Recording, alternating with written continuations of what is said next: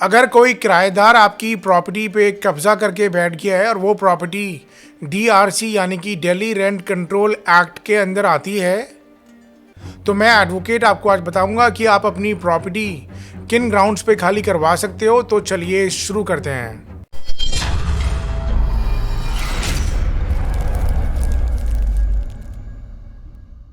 Pace legal consultants में आपका स्वागत है। दिल्ली रेंट कंट्रोल एक्ट के अंदर वो प्रॉपर्टीज आती हैं जिनको दिल्ली गवर्नमेंट ने नोटिफाइड किया हुआ है या उनका रेंट 3,500 या उससे कम है। जब ये दो कंडीशन मैच होंगी तभी वो प्रॉपर्टीज डीआरसी के अंदर आएंगी, वरना वो प्रॉपर्टीज डीआरसी के अंदर नहीं आएंगी। और अगर डीआरसी में आने वाली प्रॉपर्टीज के अंदर मकान मालिक और किराएदार का कोई भी डिस्प्यूट होता है तो उनका केस डीआरसी एक्ट के तहत ही चलेगा। अब हम बात करते हैं कि डीआरसी के अंदर आने वाली प्रॉपर्टीज को आप किन ग्राउंड्स के तहत खाली करवाने के लिए कंसर्न कोर्ट में केस फाइल कर सकते हो। तो इसके अंदर बहुत सारे ग्राउंड्स हैं, जैसे कि अगर आपका टेनेंट आपको रेंट पे नहीं करता, उसके बाद आप उसको लीगल नोटिस भेजते हो और लीगल नोटिस मिलने के 2 महीने के अंदर अंदर भी वो आपको रेंट पे नहीं करता, या एक बार डिफ़ॉल्ट करने के बाद 3 कंसेक्यूटिव मंथ्स तक वो रेंट पे नहीं करता, तो ये भी ग्राउंड बनता है खाली करवाने के लिए। या अगर आपका टेनेंट आपकी बिना रिटर्न परमिशन के आपकी प्रॉपर्टी आगे किसी को किराए पे देता है, तो ये भी एक ग्राउंड बनता है।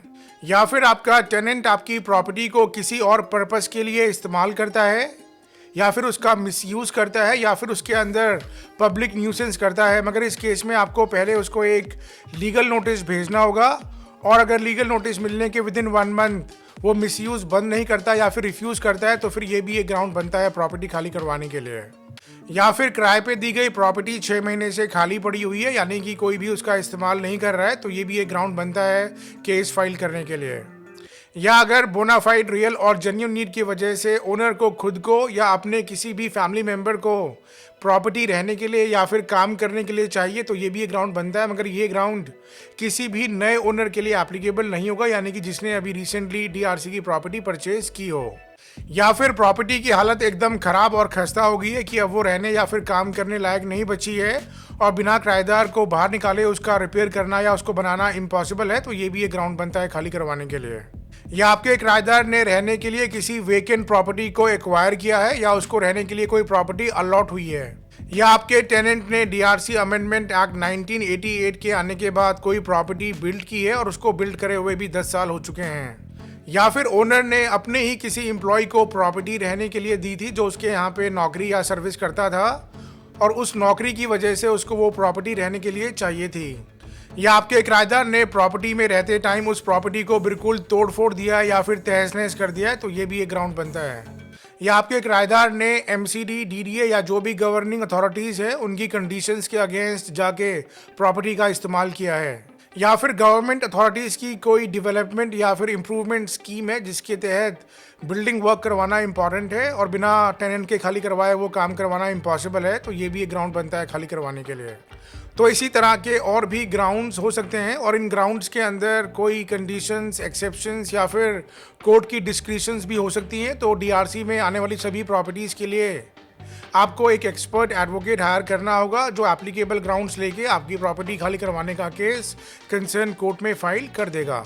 अब हम बात करते हैं कि डीआरसी एक्ट किन प्रॉपर्टीज़ पर एप्लीकेबल नहीं होता है। तो सेक्शन 3 के हिसाब से डीआरसी उन प्रॉपर्टीज़ पर एप्लीकेबल नहीं होता है जो प्रॉपर्टीज़ गवर्नमेंट की होती हैं या वो प्रॉपर्टीज़ जो गवर्नमेंट ने लीज पे या फिर ऑफिशियल काम करने के लिए दी हैं, या फिर जिन प्रॉपर्टीज़ का रेंट 3,500 से ज़्यादा है, या जो प्रॉपर्टीज़ डीआरसी अमेंडमेंट एक्ट 1988 के बाद कंस्ट्रक्ट हुई हैं और कंस्ट्रक्शन कंप्लीट होने के बाद 10 साल तक उन प्रॉपर्टीज़ के ऊपर डीआरसी एक्ट एप्लीकेबल नहीं होता है।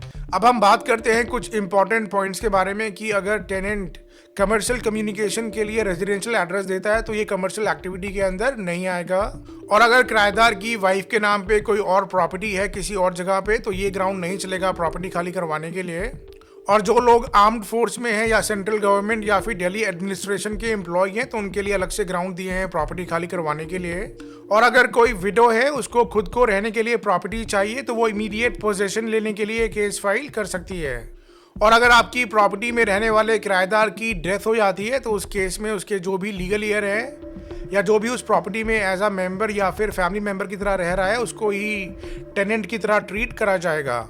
अब हम बात करते हैं कि जो प्रॉपर्टीज डीआरसी एक्ट के अंदर नहीं आती, वहाँ पे डीआरसी वाले ग्राउंड्स नहीं चलते हैं प्रॉपर्टी खाली करवाने के लिए। वहाँ पे सिर्फ आपको टेनेंट और लैंडलॉर्ड की रिलेशनशिप दिखानी होती है। और इन केसेस में अक्सर किराएदार मकान मालिक की ओनरशिप के ऊपर क्वेश्चन उठाते हैं कि वो इस प्रॉपर्टी के मालिक ही नहीं है। तो इस केस में ऑनरेबल सुप्रीम कोर्ट ने साफ साफ कहा है कि अगर कोई भी किराएदार मकान मालिक को रेगुलरली रेंट पे कर रहा है तो वो उसकी ओनरशिप के ऊपर कोई भी क्वेश्चन नहीं उठा सकता। तो अगर आपकी प्रॉपर्टी डीआरसी एक्ट के तहत नहीं आती, फिर आपको कंसर्न कोर्ट में suit for recovery of arrears of rent और पोजेशन का केस फाइल करना होगा। अब हम बात करते हैं फ्रीक्वेंटली आस्क्ड क्वेश्चंस के बारे में, यानी कि वो सवाल जो हमसे अक्सर लोगों ने पूछे हैं। पहला कि क्या रेंट के अंदर बिजली पानी का बिल इंक्लूड होता है? तो इसका आंसर है नहीं। मेन रेंट के अंदर बिजली और पानी का बिल इंक्लूड नहीं होता है, मगर ये बिल किराएदार को अलग से पे करना होता है। अगला सवाल है कि क्या 3500 वाली कंडीशन कमर्शियल प्रॉपर्टीज़ के लिए भी एप्लीकेबल होती है? तो इसका आंसर है हाँ, 3500 वाली कंडीशन कमर्शियल प्रॉपर्टीज़ के लिए भी एप्लीकेबल होती है। अगला क्वेश्चन है कि रेंट कितने साल के बाद इंक्रीज हो सकता है और कितने परसेंटेज होता है? तो इसका आंसर है कि अगर आपके और आपके किराएदार के बीच में कोई भी टर्म्स एंड कंडीशन नहीं बनी हुई है तो उस केस में हर 3 साल के बाद 10% रेंट इंक्रीज हो सकता है। अगला क्वेश्चन है कि क्या 11 महीने के बाद या फिर 1 साल के बाद आप रेंट इंक्रीज कर सकते हो? तो इसका आंसर है कि अगर आपके और आपके किराएदार के बीच में कोई इस तरह का कॉन्ट्रैक्ट या एग्रीमेंट बना है तो आप इंक्रीज कर सकते हो, वरना आप इंक्रीज नहीं कर सकते। और अगला सवाल ये आता है कि अगर ओनर और टेनेंट के बीच में कोई रेंट एग्रीमेंट बना हुआ है और उस रेंट एग्रीमेंट के एक्सपायर होने के बाद क्या किराएदार को प्रॉपर्टी इमीडिएटली खाली करनी होती है?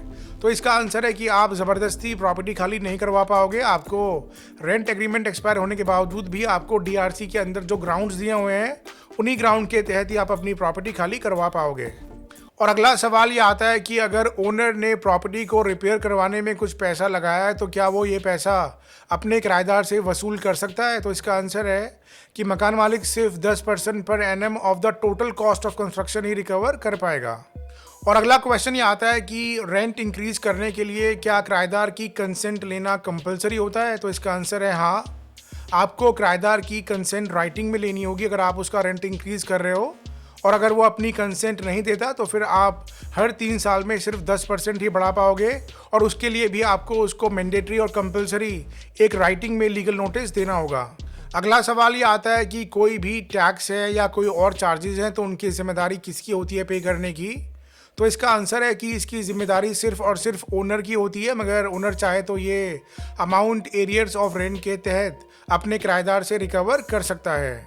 और अगला क्वेश्चन ये आता है कि क्या डीआरसी में आने वाली प्रॉपर्टीज़ को ओनर सेल ऑफ यानी कि बेच सकता है? तो इसका आंसर है हाँ, ओनर अपनी प्रॉपर्टी को कभी भी बेच सकता है, मगर जो भी इसका नया ओनर बनेगा वो 5 साल तक इस प्रॉपर्टी को इस ग्राउंड पे खाली नहीं करवा पाएगा कि उसको ये प्रॉपर्टी खुद के लिए या अपने किसी भी फैमिली के मेंबर के रहने के लिए या काम करने के लिए चाहिए। तो आज के लिए बस इतना ही। किसी भी लीगल इन्फॉर्मेशन के लिए आप हमें कभी भी कॉल या व्हाट्सएप कर सकते हैं। हमारा नंबर है 8826484040, या आप हमारी वेबसाइट pacelegalconsultants.com पर भी लॉगिन कर सकते हैं, या फिर कमेंट करके अपना कोई भी क्वेश्चन पूछ सकते हैं। आप इस वीडियो को सब्सक्राइब, लाइक और शेयर ज़रूर कीजिए। हम इसी तरह आपकी लीगल नॉलेज बढ़ाते रहेंगे। आप सभी का बहुत बहुत शुक्रिया। Thank you, bye bye, take care.